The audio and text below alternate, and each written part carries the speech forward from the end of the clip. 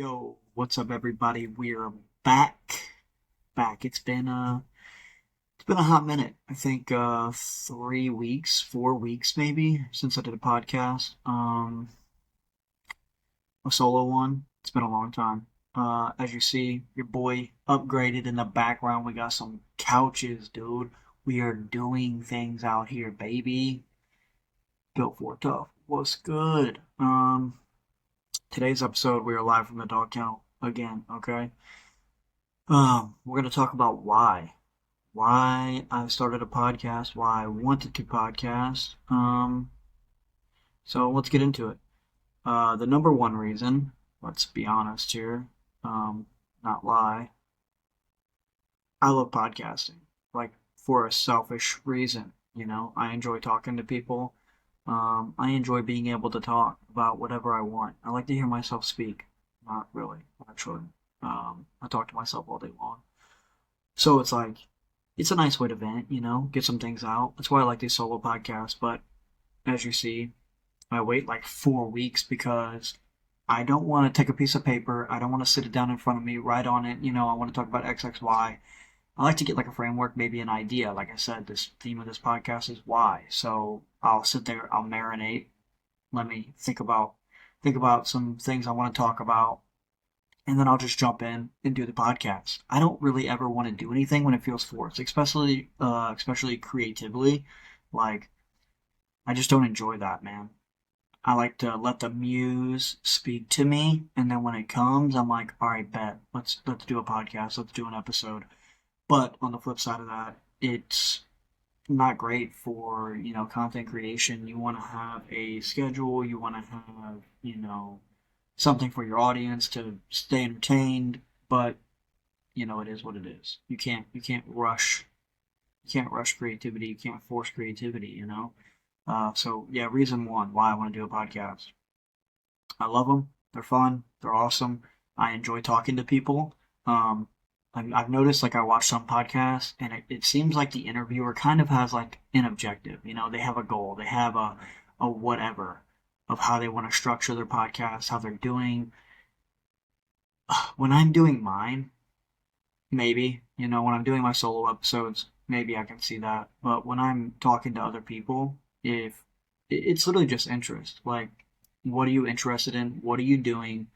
There's a reason why I want to talk to you. I'm not just going to talk to anybody. But yeah, if you're just passionate about something, let's talk. If you're successful at something, let's talk. That interests me. I'm trying to do my own thing. I'm trying to grow and do whatever. So those are the kind of people that I'm looking for.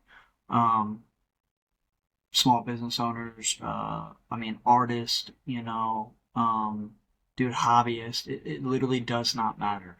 Stay at home mom. Are you good at it? Okay, I find that interesting. It's a hard job. Cora stays at home all the time. We're eventually going to do a podcast. We got a couple ideas in the works.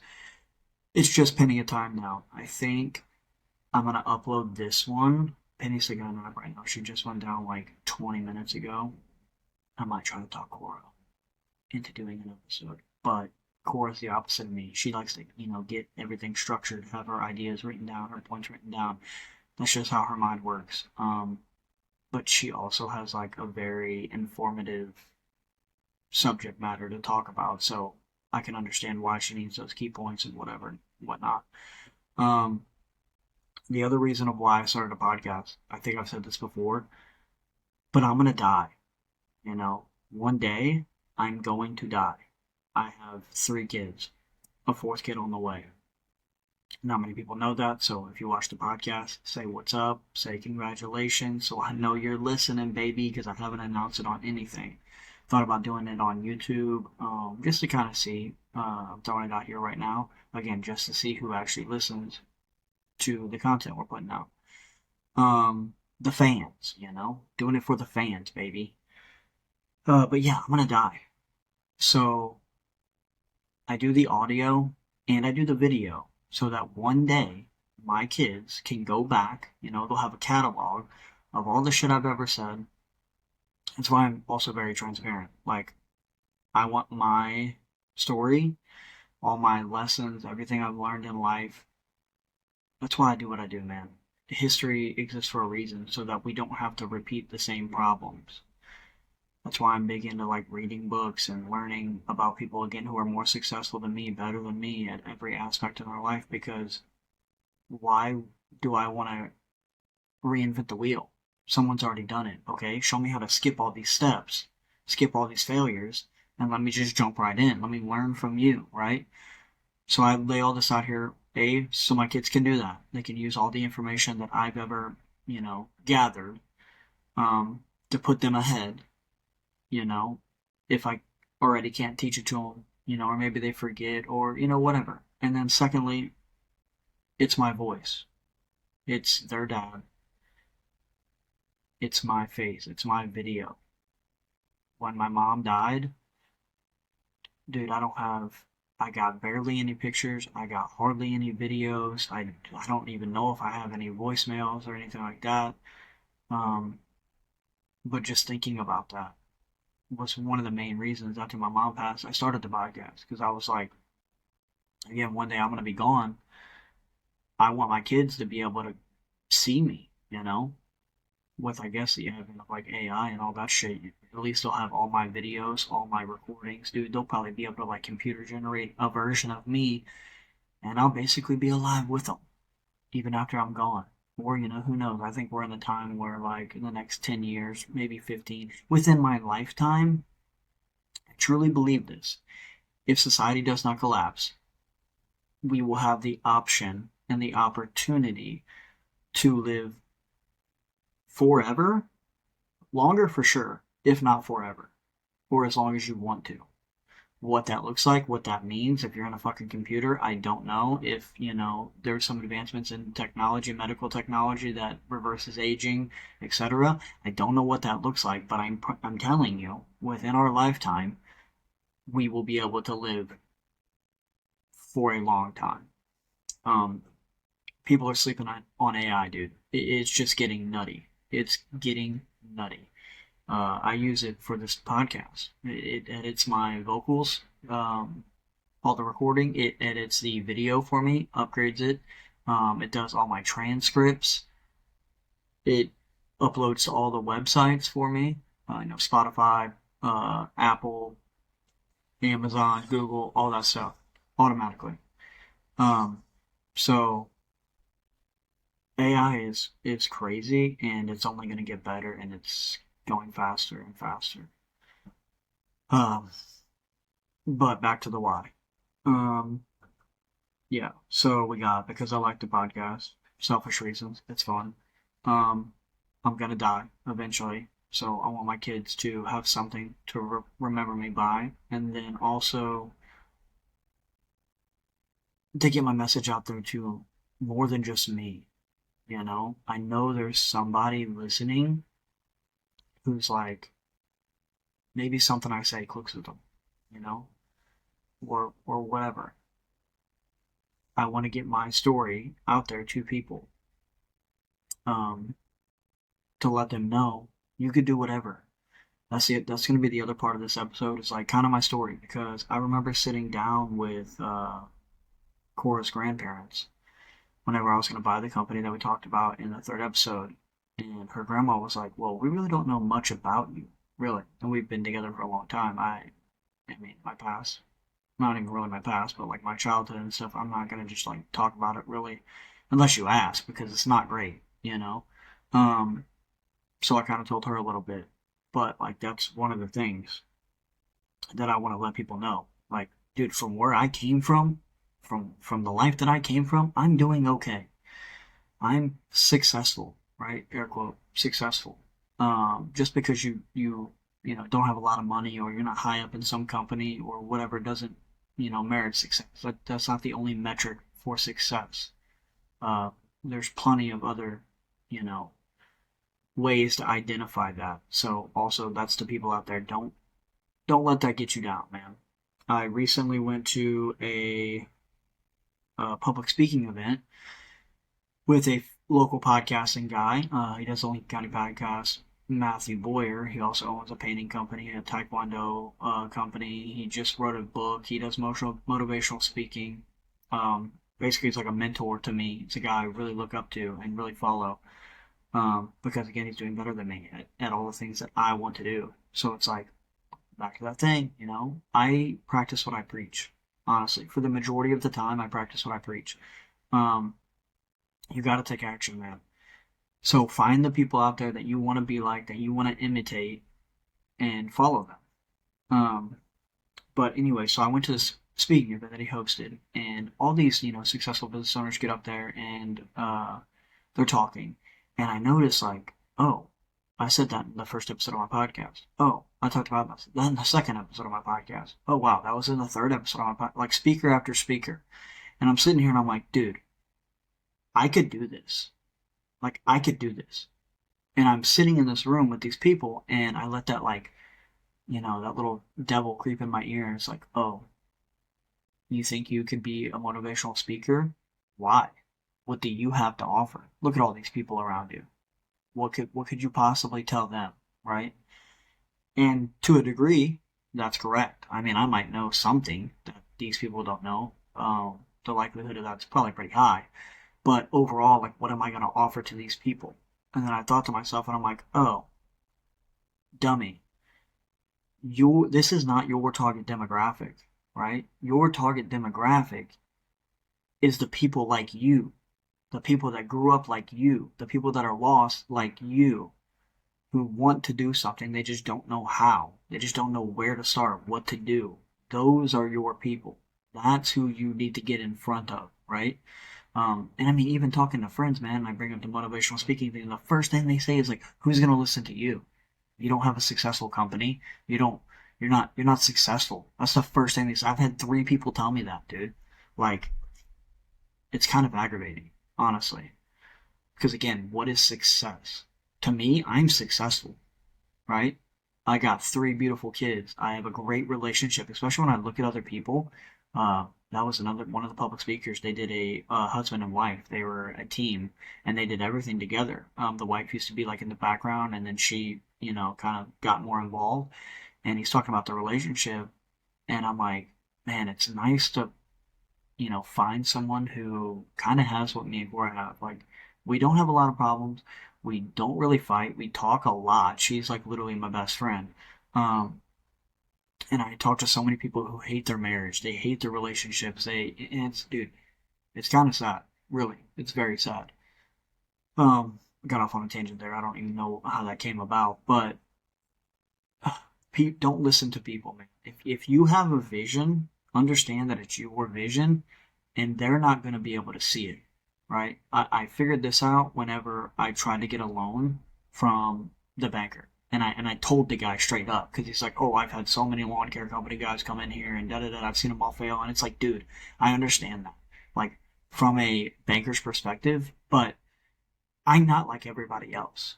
Okay? I'll tell you that right now. I am not like everybody else. And it's hard for me to sell you my vision because you can't see what I see in my head, right? So when you have people around you, especially that are close to you, and they're trying to tell you something, you can't do this, you can't do that. Oh, but what about that? Bro, those are the worst kind of people. I cannot stand those people that always have something negative to say, or what about the bad? What about, which I understand mitigating risk, right? But at some point, it's just like, dude, is that all you do? Like, that's how your brain works? To me, again, we're going to talk about my childhood here in a minute, but like, how I was raised, I do not have the option for complacency. I am not risk adverse. I am willing to take risk because that's how you get ahead in life. And for that reason right there, I will be wildly successful. It might not be today, it might not be tomorrow, it might not be a year from now, it might be 5 years from now. I am telling you, I promise you, I will be someone.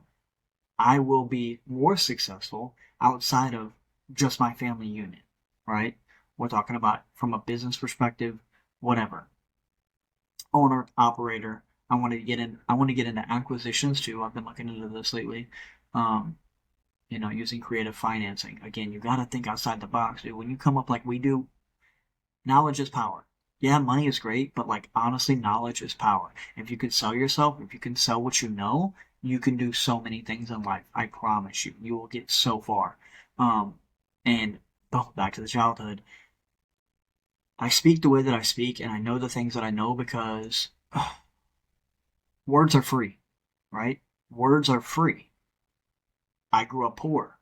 So what did I do? I read books, I got information, I listened to people, I observed everything, right? That's why I'm able to talk the way that I am, right? How many podcasts do you watch? Because I watch a lot of podcasts, and I have to watch them on 1.5 times speed. This is why I talk so fast. We're only 15 minutes in, and I've probably said more in this 15-minute podcast than people say in 45 minutes. Dude, people talk so damn slow, it's insane. Because their brain is just, I don't know, it's not working very fast. Something. I don't like it. That's why I talk fast. It's why I'm able to talk fast because I've got so much information. I've received so much information. I, listened to so much shit that it just bounced around in my head and I can finally get it out. I'm like, yeah, let's go.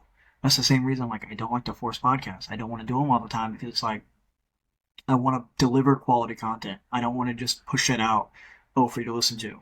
Also, I like that hour time frame when I do these solo ones, so it's like I have to have enough to talk about again because I talk super fast, and there's a lot in the hour. Um, I have to be able to say, a decent amount of stuff, and I can only repeat myself so many times. I don't even know how we got to where we're at right now. Oh yeah, knowledge, free, right? Dude, use it.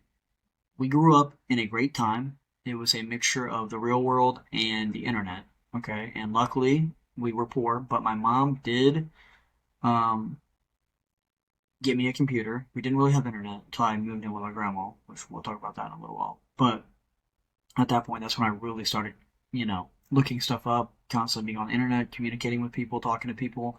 I played a lot of video games, and they are kind of detrimental, but like at the same time, they do help you do some things. But if I had to go back, I would not choose playing video games over learning a trade or really studying something, or because all the hours I put into video games, dude, they say 10,000 hours, right? I could 1000% be a master of something. Pick something, I would be a master at it. Um, as I put well over 10,000 hours into video games. Same thing with like podcasts. Dude. I've listened to thousands of hours of podcasts. That's another reason why I wanted to start a podcast. I'm like, I can do this. Like again, same thing with motivational speaking. That's what I love about seeing other people do shit. Like Matt, he's a local guy. You know how great it is? Okay, you can go on YouTube and look up anybody and you see him doing stuff and you're like, oh, that's cool. That's awesome. This guy's got success. But like when it's homegrown, when it's local, that makes it more real. You know? It's like, oh, this dude lives in the same area that I live in. He's doing it. And then like you learn about their background, you're like, okay, he didn't really come from money and he's still doing it. So that's like motivation to me to be able to do it. Everything, I'm one of those people that's like, I can literally do anything. Probably literally anything. If I see someone doing it, there's no reason that I can't do it. All I have to do is learn. And I have a brain, so I can learn anything, you know? I'm a very adaptable individual. Right now, I'm about to get on Indeed here in a little bit. I'm going to look up property management. I want to get into that. That's like an intro level, learn how to do it because I want to get into real estate. Well, that's a nice little segue. If I can learn how to manage property, I can create my own property management company. I can start, getting more experience, plus making, percentage of profits from all these properties that I manage. And then eventually that's just one route. It's just a possibility. I'm not saying that's what I'm gonna do because I always say I have ADHD, dude. You hear it when I talk. I'm all over the place. Uh, but always keep an open mind. Always be willing to try new things. Um, Problem is, man, I got 3 kids. A fourth one on the way. At some point, I'm 33. I think I turned 33 this year. At some point, risk gets riskier, if that makes sense. Because I have to provide a minimum amount for my family to live, and then still try to take risks on top of that, which we're doing pretty good. I worked out a deal with a local buddy of mine. I got a truck. We're in, baby. I throw him some cash down. I pay him every week. I'm paying a guy every week to use his mowers. I've got some accounts, and I think I'm up to like 15 accounts. Constantly advertising, trying to get more. I'm doing cleanup jobs. Like I'm hustling on the side of bouncing around and helping other people, cut grass or whatever throughout the week that I make my cash. and that pays for stuff. Like, I'm constantly trying to do stuff. And that's what I was telling this kid the other day. Um, Cora's little cousin, he's been having some problems. And I'm like, dude, you're young. I'll tell you right now, you don't want to be where I am at 33 years old, waking up every day and going, okay, how am I going to make ends meet? How am I going to make enough money to pay this bill? What do I got to do? You really don't want to live like that because you're not living, dude. You're surviving. That's all you're doing. You're surviving. And that keeps you mentally down because you have to use all this energy to make money, and then you don't have the time or the energy, the mental capacity to keep learning and keep growing to improve your situation, right? It's kind of like in North Korea. That's basically how dictators control populations, right? um, Starve them. Starve them of not only food but opportunity. If you don't have those two things, the only thing you're worried about is survival. You can't start a regime. You can't, bring the government down if you can't even do anything outside of trying to find food, right? That is how you control people. So when you're in poverty, half of the battle is surviving. It's very hard to break out of that and actually improve your situation to break the cycle. You have to have a driver. A lot of people, I don't know what it is. I guess I just got lucky. Some gene in my brain, some whatever, gives me the ambition, gives me the drive, gives me the power to want more out of life. Um, and I guess some people have it and some people don't. I mean, there's really no way around it. It's kind of like the thing that people talk about. Anyone in poverty, really. 1 out of 10 is going to make it out. Why? Why is that 1 out of 10? Just because whatever God-given thing they have in their brain. But I love to go on these tangents. It's great, But I'm doing, I'm doing what I'm doing and saying what I'm saying, sharing what I'm sharing, because that's what I use my time doing, right? And if I can maybe compound that all together and deliver it in a package, pulling all the little pieces of the puzzle out and then putting it together for someone so that they don't have to take the time. This is what I always tell my friends too when I try to give them like advice about something.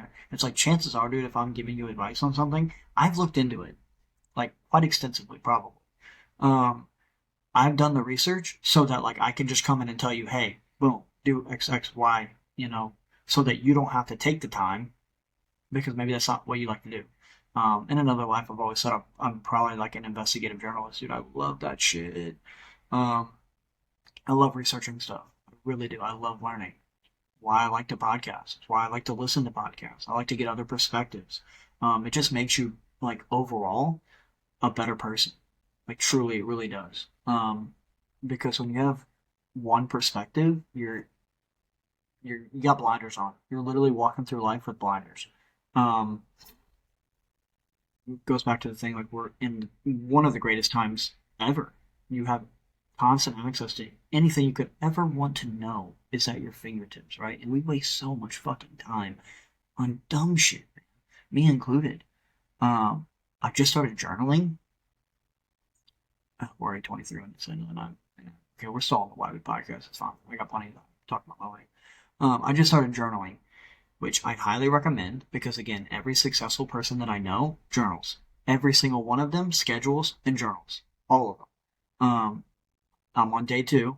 I've been consistent with it. I wrote down like my daily tasks. I need to get in my planner and write down like weekly goals, monthly goals, yearly goals, so on and so forth for my lawn care company or like the property management thing. I was thinking about like branching into window cleaning maybe. I'm just again always thinking of avenues like how to make more money. Um, Once I have enough cash flow, then I can focus on like scaling up or business acquisitions or whatever else I want to do. Um, I'm actually going to talk to someone because they're constantly talking about wanting to sell their company. I just have to figure out how to get them to do creative financing on it, or coming in and saying, "Hey, what do you really want out of this company? Here's what I can bring to the table that I see that you're not doing. Let's work out a deal where like beyond where you're at right now of growth that I can bring in and generate for you."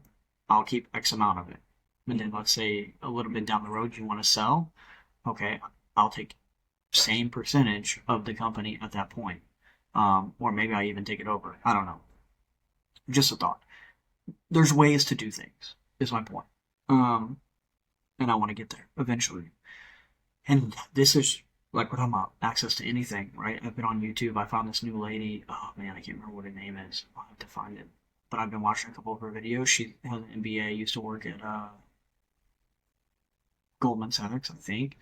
Um, but she's big into business acquisitions, and then she's all about starting small businesses. What are good businesses? She breaks it all down, like what they need, how much money they can make. It's great. It's great.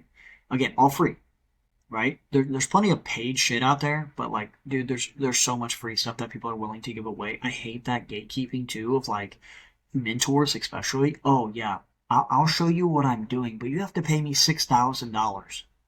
What the fuck? Like, dude, you're gatekeeping information. Like, honestly, I understand making money, but if you're already successful, at some point it's kind of like just what the fuck, you know? Make it at least reasonable for someone who with drive and ambition that wants to get involved. I understand you got to weed the people out that don't want to, but I feel like they'll eventually do it to themselves. I don't know. That's a catch-22. I see why people do it, but at the same time, it's overpricing coaching and mentorships and all that stuff is just kind of crazy to me, and I don't think it's really right, especially in the age of information being free.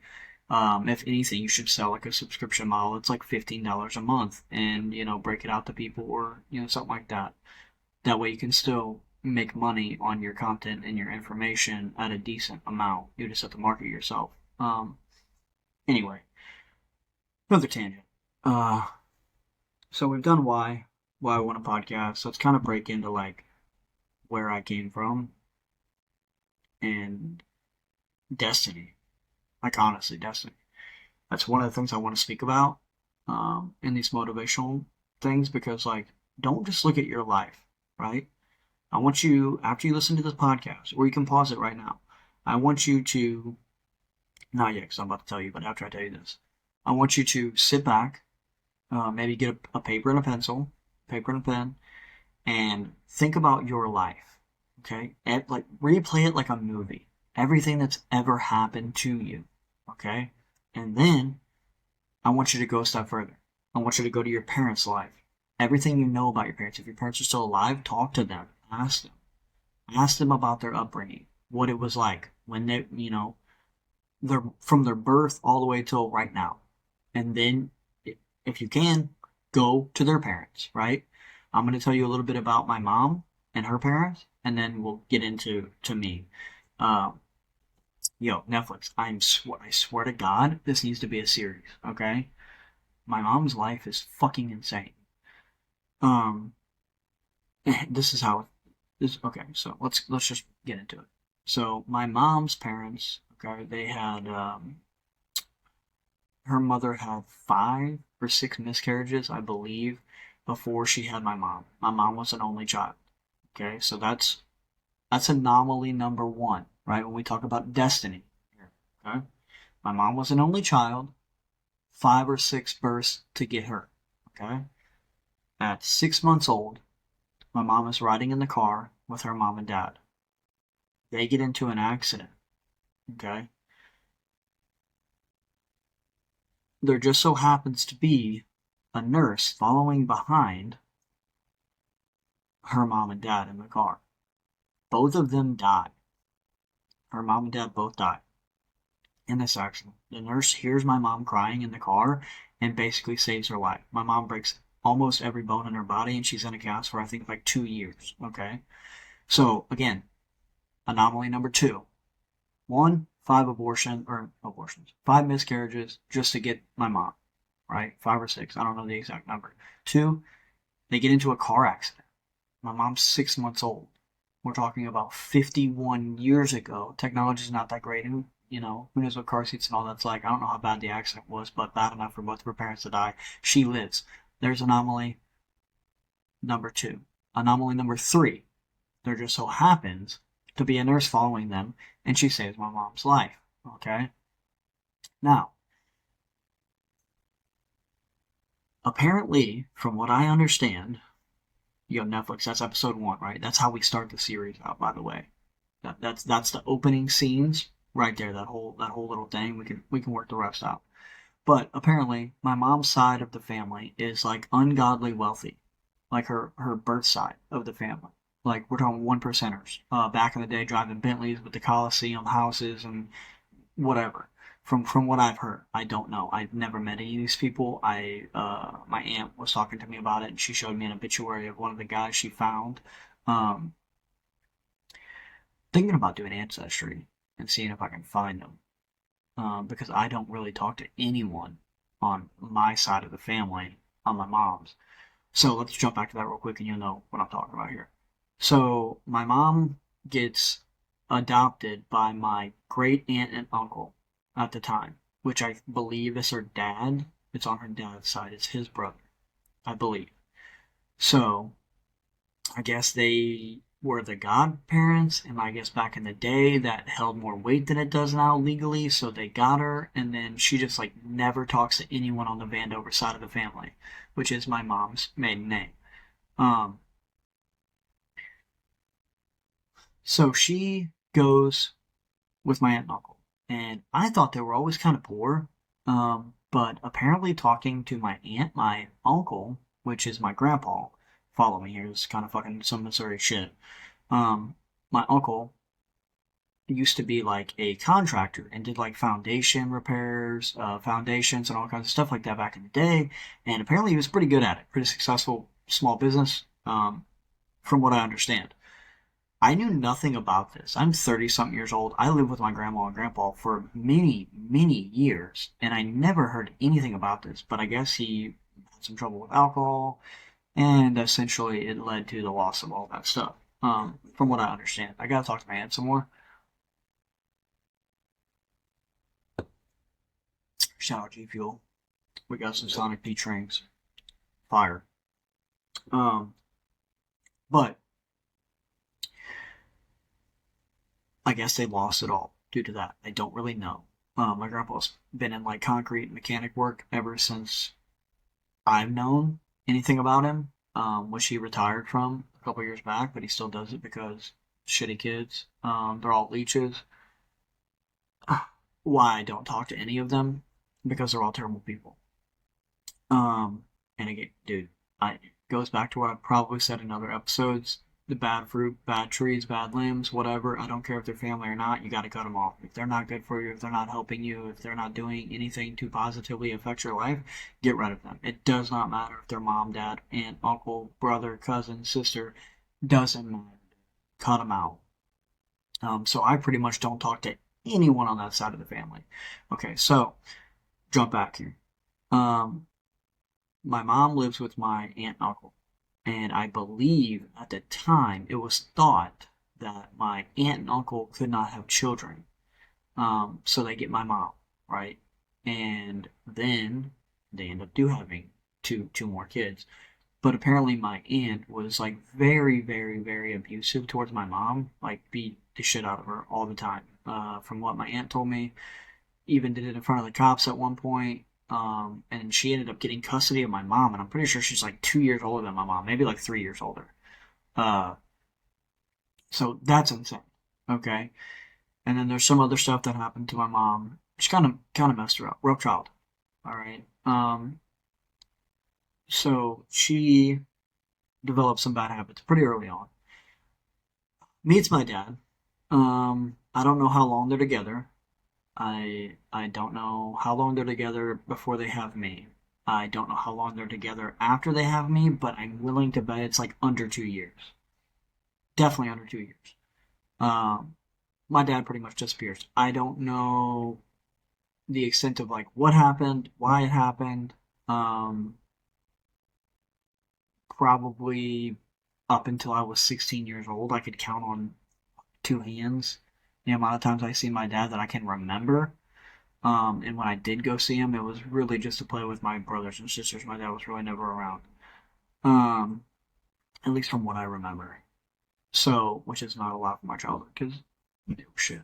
So my mom, after she has me, She meets my sister's dad. I think this is the timeline. I regret again going back to my mom passing away, and I never talked to her about this shit because just all the stuff that happened. I never really I never hated my mom. Definitely never hated my mom. Never had any like real ill will towards my mom. She did the best she could do, right?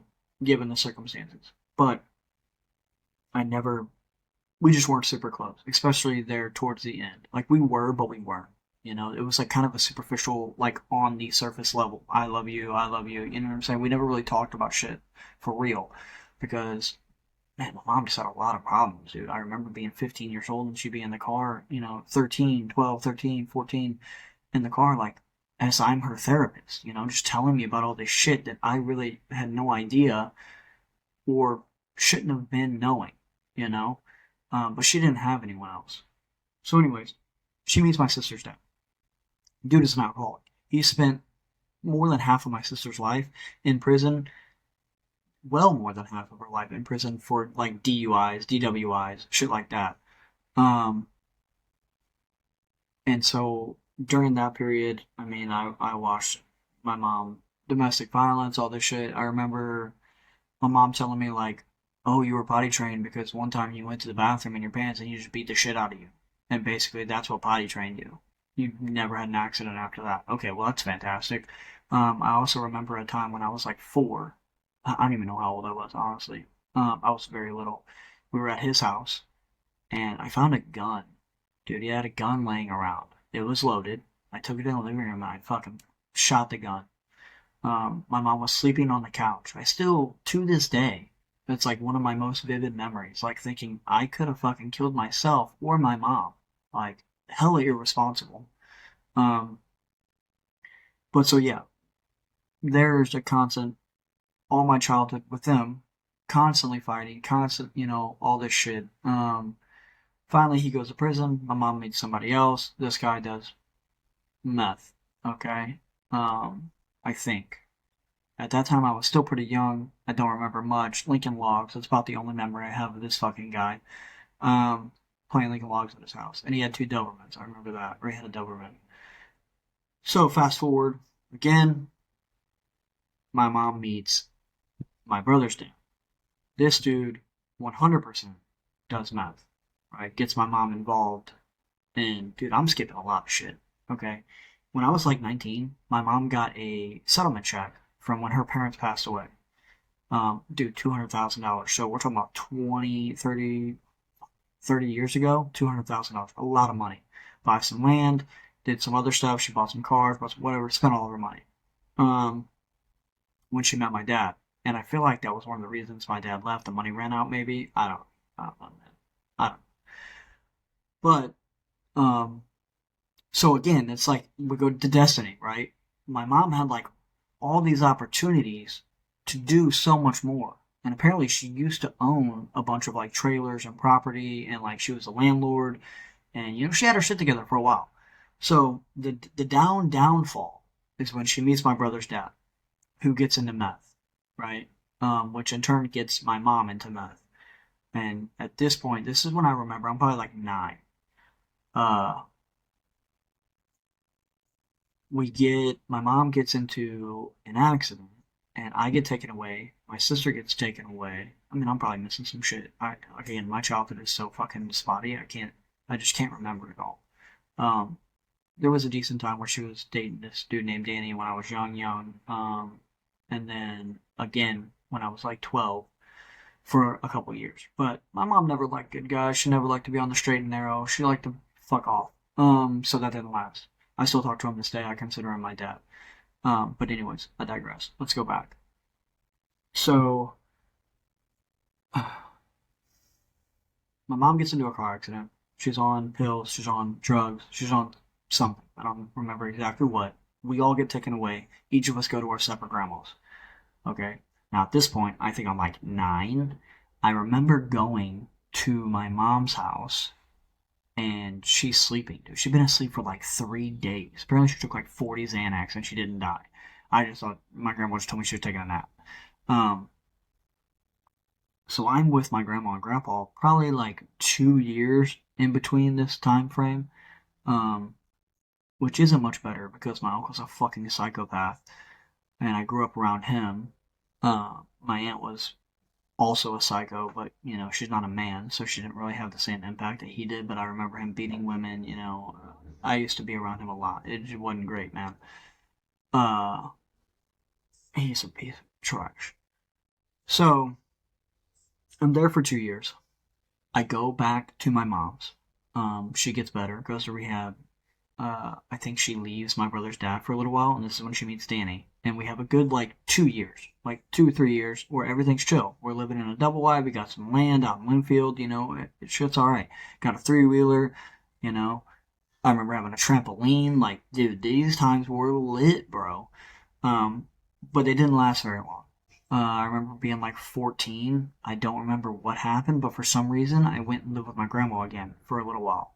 13 or 14. Um, oh, fuck, that's what it was. Okay. My brother's dad, the meth dude, gets caught for selling meth, goes to prison. Okay, here's my mom's genius fucking idea. She says, I'm gonna sell our double wide and the 9 acres we own where we live, and I'm gonna get a lawyer to bail this guy out of jail. Okay, so my mom essentially chooses this fucking meth head over the livelihood that she's provided for these 3 kids, right? Now we have no more double wide, we have no more land. I'm 14 at this point. Yeah, a little bit after that. Freshman year, I was still there. I go live with my grandma. I'm like, dude, I'm old enough to know at this point, that's fucking retarded. And just, I can't even, as being a parent, I can't understand why someone would do that to their kids. I don't get it, dude. Still pisses me off to this day. God, dude, ruined my fucking mom's life. I mean, my mom let these people ruin her life, but Jesus Christ. So in between, I will say, in between all of these people, my mother, whenever she wasn't high, because there would be time periods, like I said, 9 years old, I got taken away, 7 to 9, it was probably fine. Probably 5 to 7, it was probably fine. 5 to 6, whatever, it was probably fine. But she would have these relapse periods where she would do drugs again, and then we would fucking lose everything we had. It happened 6 times. But in between those periods, my mom was great. Clean house, we had food, we were poor, but we had food stamps, so we had food. Life wasn't lavish, but we didn't really, I don't know, man. We got by. And my mom always worked her ass off. That's where I got my work ethic from. My mom and my grandpa always fucking worked. My grandpa's almost 80 years old, and he's probably still working to this day. I don't know. I don't talk to him that much anymore. That's just me being a piece of shit, really. And all the stuff that happened with my aunt, uncle, and my grandma, and all of them being trash. Just very unfortunate. And I should probably let it go and just talk to my grandpa like a man, but you know how men are. Anyways, my mom always worked her ass off in between these periods of where she was dating these shitheads, and she did literally the best she could do as a single mom. No one ever paid child support. No one ever helped her. All 3 of them deadbeat fucking losers. Still to this day, deadbeat losers. My dad's fucking 50-something years old, smoking crack and doing heroin still, ripping people off. My sister's dad's in prison. DWI, DUI, whatever the fuck. My younger brother's dad, this is a whole other fucking podcast. I mean, he's running around with my fucking 23-year-old sister, and he helped raise her, you sick fuck. Some Missouri shit happening here, okay? Got her addicted to drugs. It's just a whole fucking thing. Anyways, so after we lose the double wide, my mom does that dumb shit. I go back with my grandma. Now, he's in prison. While he's in prison, guess what happens? My mom starts to do good again, right? Now she gets a single wide outside of town. I move back in with my mom, and I finish out high school there. 2 years, probably good. We're good for like at least 2 years.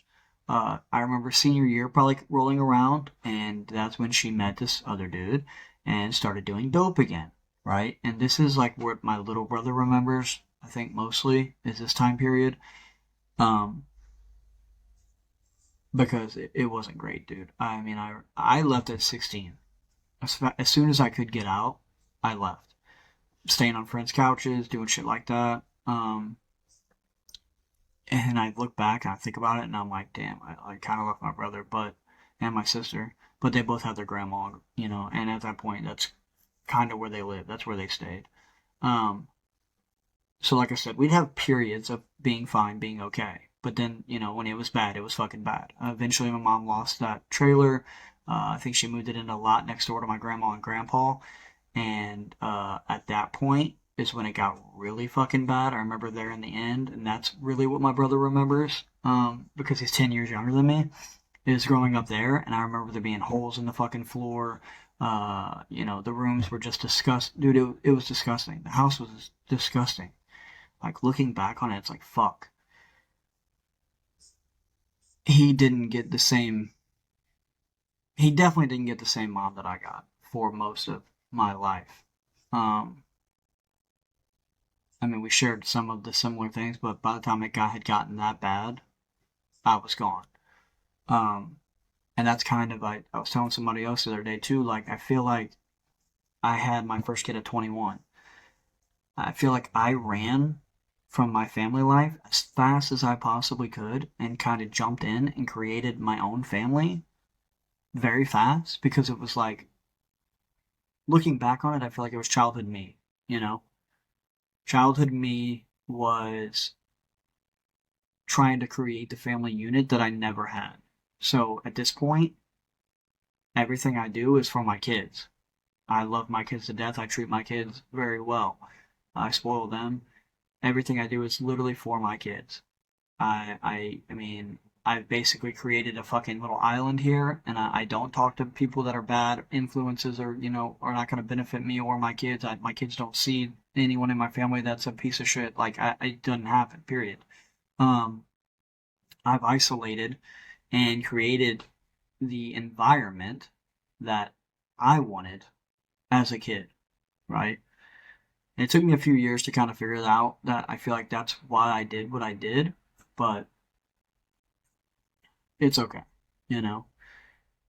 I don't look back at my childhood and be like, "Oh, mom, it's all your fault for fucking everything. You fucked my life up." No, but I do think I would have had a much different life had my mom taken different choices and different paths. I think we went through a lot of things that were kind of fucking unnecessary that we didn't need to. I probably would still be a variation of who I am today, minus like half of the shit that went down. Um, but that being said, if none of it happened the way it happened, um, I wouldn't be who I am. Like even simply as like my dad staying around. I don't think I would be the dad that I am if my dad was who he should have been. Because I've always been good at looking and observing everything and saying, okay, this is not what I'm gonna do. This is exactly what I'm gonna avoid. I'm gonna do the opposite of that. So I had a shit dad. I'm a great dad. I had a mom addicted to drugs. I never really did any drugs.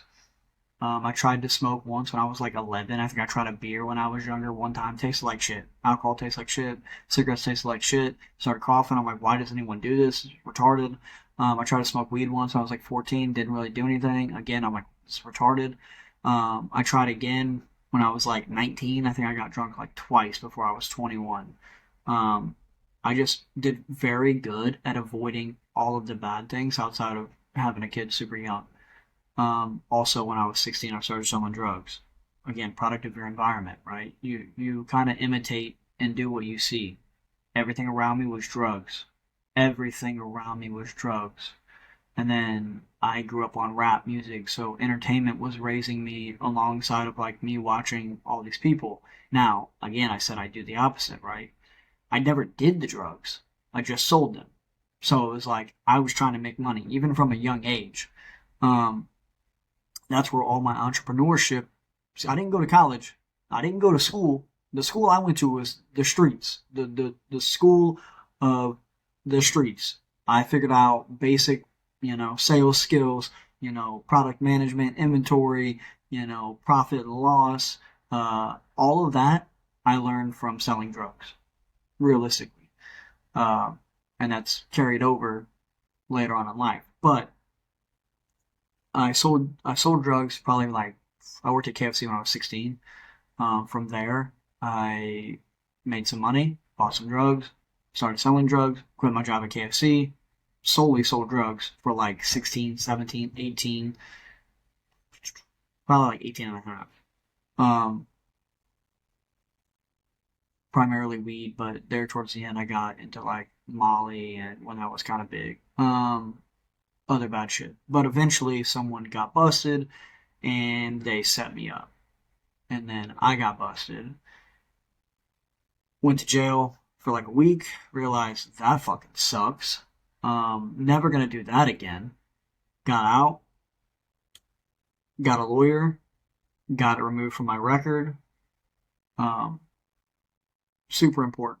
If you ever get in trouble, man, SIS, SES, whatever the fuck it, service something's expunged. I don't even know. Sentence expunged, service, I don't know. One of those fucking things. Sentence, I'm not even gonna try anymore. Basically, if you do your probation, you do whatever, and you don't get in trouble again, it gets taken off your record unless you like go in front of a judge or you get in trouble again. That's the only way it's going to pop up.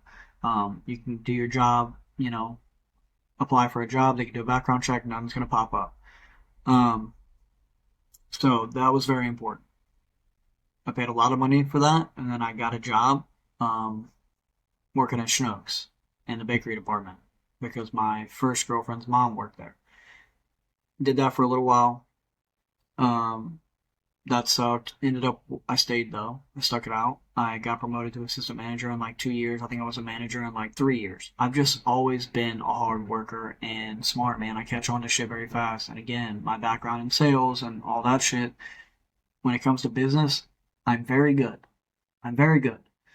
And bring back to childhood, observing and watching everything. Dude, I've worked for all these lawn care guys and I've seen like what works and what doesn't work, and that's just even made me better too. So like getting exposed to all this again, I'm a culmination, man, of every experience I've ever had in my entire life. That's who I am right now. You have to let that happen though. Don't get in your own way. Um, be able to decipher the good from the bad and use what's good and discard the bad. That's so important, dude. If I can give one piece of advice to people, that's it. Don't throw the baby out with the bathwater, man. I like to use Donald Trump. Everybody hates him. Not everybody, but a lot of people hate him. A lot of people think he's a fucking retard. And sometimes he is. But sometimes he'll say some shit where you're like, oh, okay, that makes sense. Yeah, you're right. That's correct. Okay. Well, if you never listen to anything Donald Trump says, you never get that one little gem.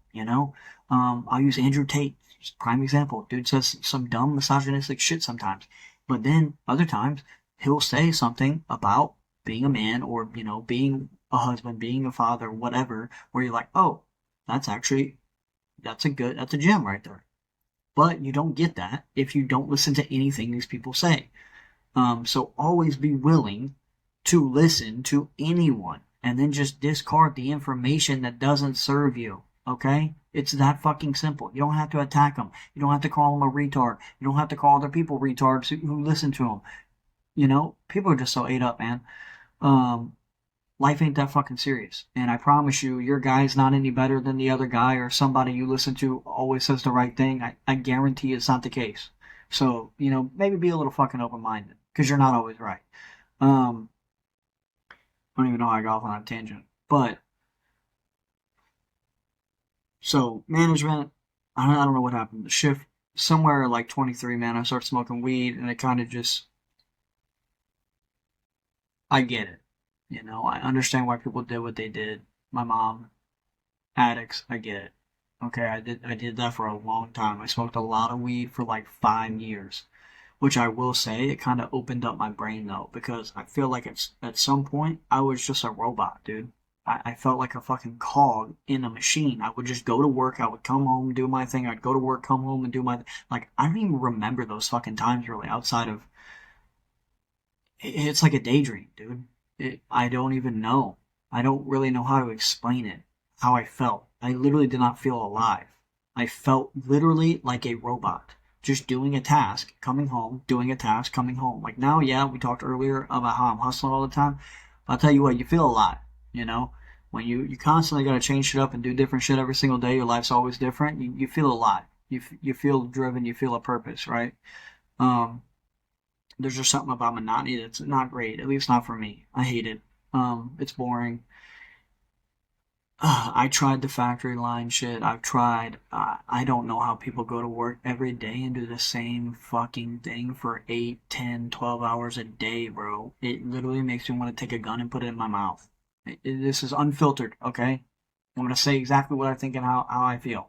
I don't know how you do it. Props to you. I'm sure you hate it. You got a family to take care of, so you bite the bullet, metaphorically, not literally. Um, but it's not for me. Um, it's not for me. And I think after I got a vehicle when I was 16, I started to see my dad more. He kind of like my mom. He had probably a few good years here and there, and then he would relapse, fuck people over, steal shit, anything to, buy crack or whatever the fuck he was doing at the time. Um, but with that being said, my dad's very entrepreneurial.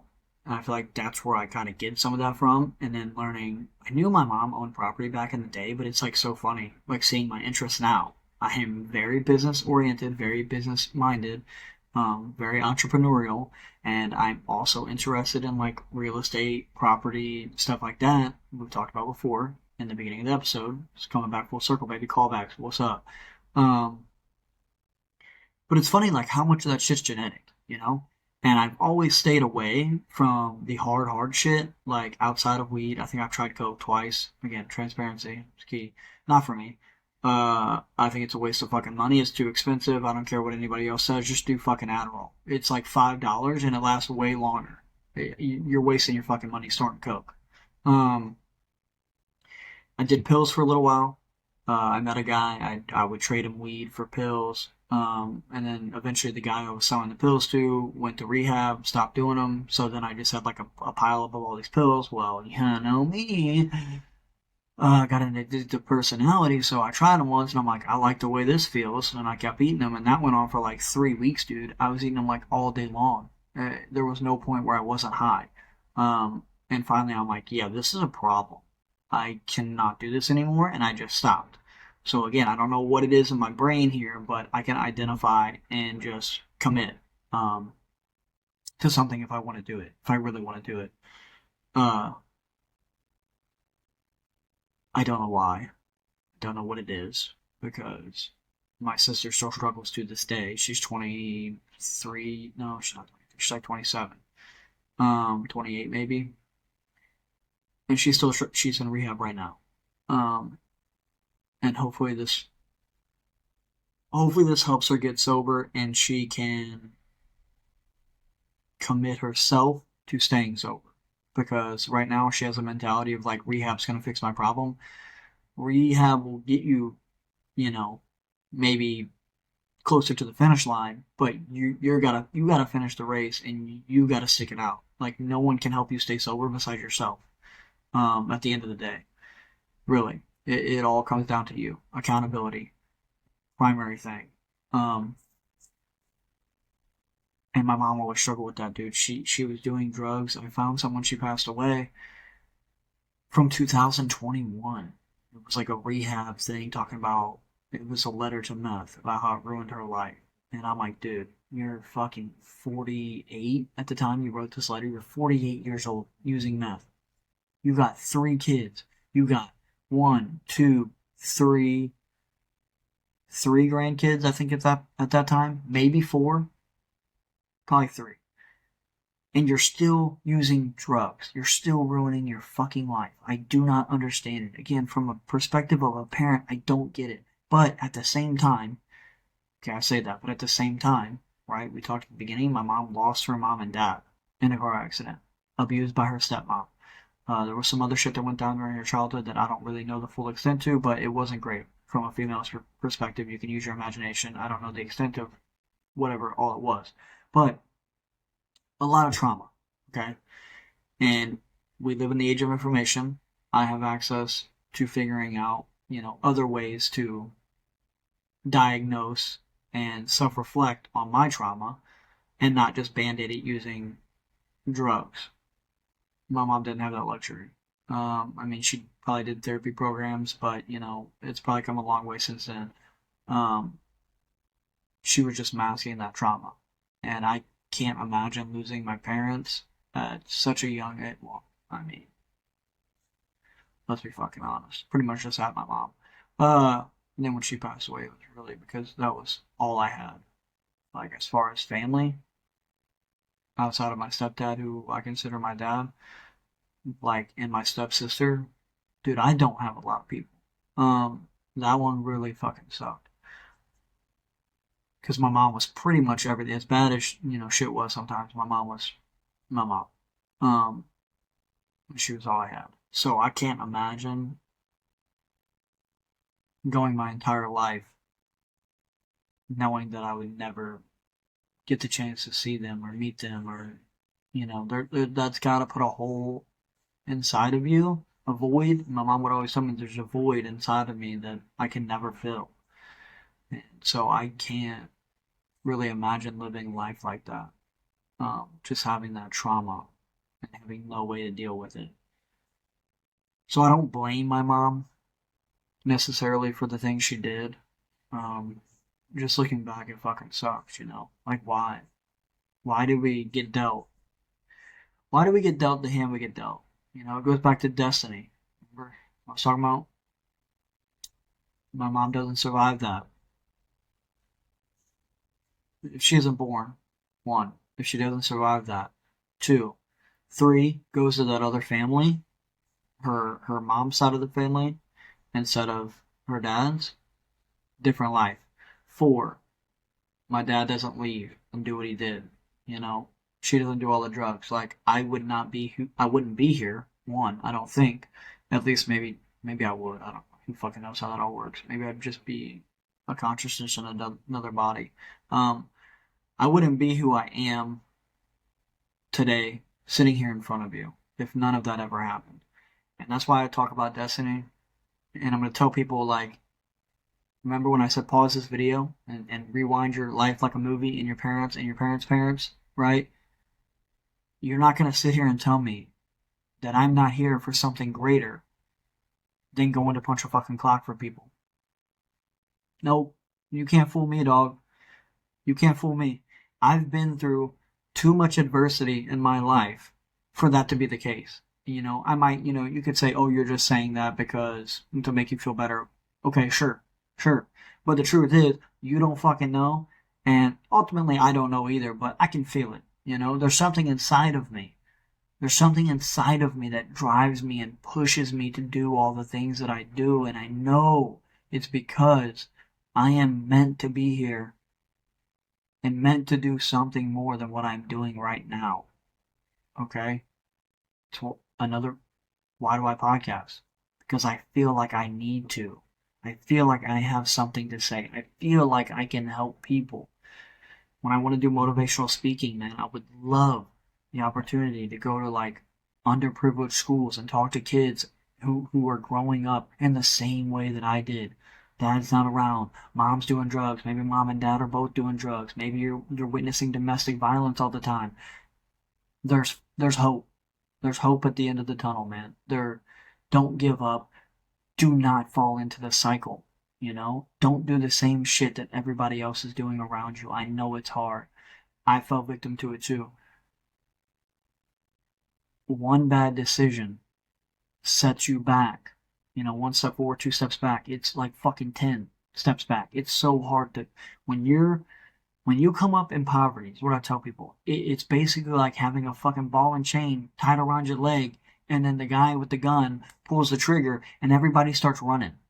Yeah, you're gonna get to the destination eventually, but not as fast as everybody else who got a head start from birth. It's going to be a lot harder for you. There's going to be a lot of struggle there. Okay? And the more you fuck up, the more wrong things you do, the more bad things you do from that period from birth up until you're an adult, the heavier that fucking ball gets. You know, sometimes to a point where you can't move. You have no options. And I would say ultimately that's death or prison. Because death or prison are the only two defining things to where your situation's never going to change. I mean, when you get out of prison, yeah, you have an opportunity, but it's going to be hard. It's going to be even harder. Um, so avoid those two things, and then avoid all the minor things on the way up, man. That's all I can say. I don't regret my kids, but I do regret having them as young as I did. Um, Especially not being where I want to be in life, so that I can provide a better life for them. I posted something on Facebook that said, "My kids want a lot, but they don't need anything." Right? I take care of my kids. I spoil them. And in today's terms, and especially looking at my childhood, they're fucking spoiled. Um, and they don't understand that. My son constantly will say, how unfair things are, and this, that, and the other. And I'm like, dude, you have no idea, bro. That's why I make him do the push-ups. That's why he comes to work with me. That's why I push him as hard as I push him, because he has a good life. Um, but with that being said, I still wish it could be better. I still wish I could give them a better life. I want to be able to travel with them. I hate that they come home and live in this fucking trailer. It's a box, dude. Talk about a prison. This might as well be a prison, dude. I wish I had a house. My daughter's 11 years old. By the time I get my shit together, she's going to be probably 14. I mean, who knows? Something might happen from here until the next 2 years and something crazy happens. I'm always working. You never know, your boy has always got a plan. One of them just need one to pan out. Um, but still, most of her childhood, thankfully, on her mom's side, they're a little bit better off than me. Her grandparents are better off. So she's done a lot of things. She's been on vacations. She's pretty much grown up in a house most of her life. Her mom's just got married recently. They have a house now. So, like, at least on one token, she's getting that now while she's still a child. It sucks that I'm not the one that's able to fucking do it, but life plays out the way it plays out sometimes. Uh, you just got to keep moving forward, man. Um, so that's a little bit about me, you know, and where I come from, what I've been through. I mean, I'm sure there's way more into it than what I just touched the surface. Shit could have been better, but I'm thankful for the experiences I've had so that I could be who I am at the end of the day. I wouldn't, I wouldn't change it. Um, so we talk about destiny, right? If all the things that happened didn't happen the way they happened, I don't have my daughter. I don't have my son. I don't have my other daughter. I don't have this fourth child on the way. My kids are fucking great, bro. My kids are great. All of them are great. They're beautiful. They're healthy. They're intelligent. My son is extremely intelligent. My daughter is extremely intelligent. My other daughter is extremely intelligent, but she's kind of lazy sometimes. I gotta push her, my oldest daughter. Um, she's she's a lot like me. She's very quiet. She's observing. She's smarter than she puts on, and she doesn't try like she should, because I feel like it comes pretty easy to her, just like me when I was in high school. I didn't try because I didn't really need to. And I feel like she kind of has that same mindset. So I gotta work with her a lot. It's just hard. Co-parenting, man. You know how it is. Um, some of you do. There's difficulties with it. But we've been in here for an hour and 10 minutes. This went at least as long as I wanted it to. I jumped around a little bit, but I feel like, you know, it was a pretty good flowing podcast. Gave you a little bit of, info into my life. Um, Kind of let you guys know. Yeah, I get it. You know, I get it. I get the rough childhood. I get the shitty life. I get the struggles of everyday living. I get I know it all, man. I understand it. I understand it all. Again, I have a unique perspective in which to give advice. I'm 33 years old, but I promise you I've lived 3 lifetimes already. I'm way wise beyond my years. Yeah. So, that's the Kyle Show, episode 6, Why and Who I Am. Sports Gang out.